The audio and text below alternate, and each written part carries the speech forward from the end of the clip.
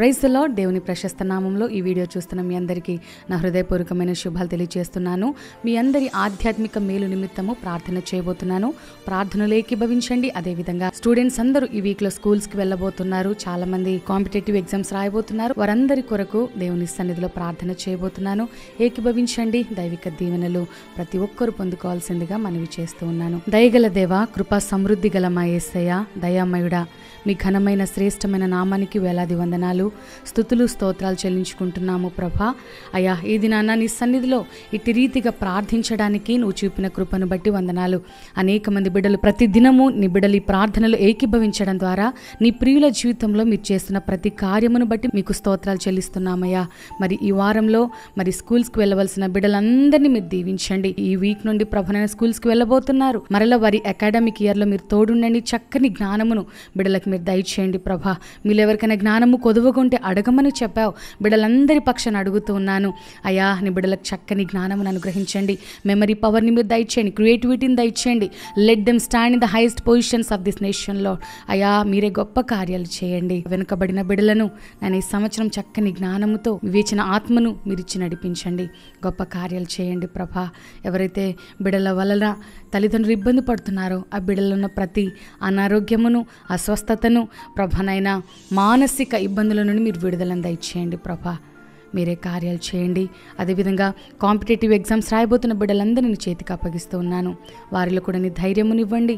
అయ్యా, చక్కని జ్ఞానమును మీరు పెంచండి ప్రభా. ఆలోచన విధానాన్ని పెంచండి. మీరే కార్యం చేసి నీ సాక్షులుగా నీ బిడ్డలను వాడుకోమని మనసారా కోరుతూ ఉన్నాను. నీ బిడ్డలు ఉన్నతమైన స్థానంలో ఉంటే నీ నామానికి ఎంతో మహిమ ప్రభా. అయ్యా, నీ పరిచర్యలో, నీ రాజ్య వ్యాప్తిలో, నీ సన్నిధిలో నీ బిడ్డలు ప్రోత్సాహం ఎంతో ఉంటుంది. కాబట్టి మీరే కార్యం చేసి నీ బిడ్డలను ఉన్నతమైన స్థానాల్లో మీరు నిలబెట్టమని మనసారా కోరుతూ, నాయనా, ఈ దినం ఎవరైతే వివాహ వార్షికోత్సవాలు అదేవిధంగా పుట్టినరోజులు జరుపుకోబోతున్నారో వారి జీవితంలో మీరే కార్యం చేసి అయా నూతన దయాని కిరీటమును, నీ బహుమానమును, నీ ఆశీర్వాదమును, దినదిన నీ కృపను నీ బిడ్డలకు అనుగ్రహించి నడిపించమని మనసారా కోరుతూ, అయ్యా, ప్రతి పనుల్లో మీరు తోడుండండి. నీ బిడ్డలు చేసుకునే కష్టార్జితమును దీవించండి. నీ చేతి పనిని దీవిస్తానని చెప్పావు ప్రభా.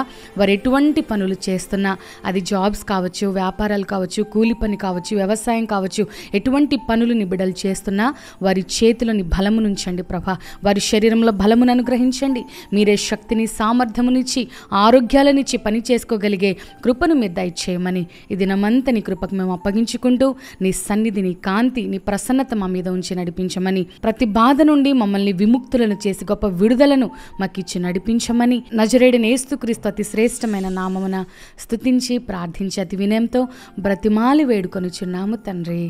Amen, amen. అందరు బాగున్నారని నమ్ముతూ ఉన్నాను. మరి ప్రతిదినము కూడా ఈ ప్రార్థనలో ఏకీభవించండి.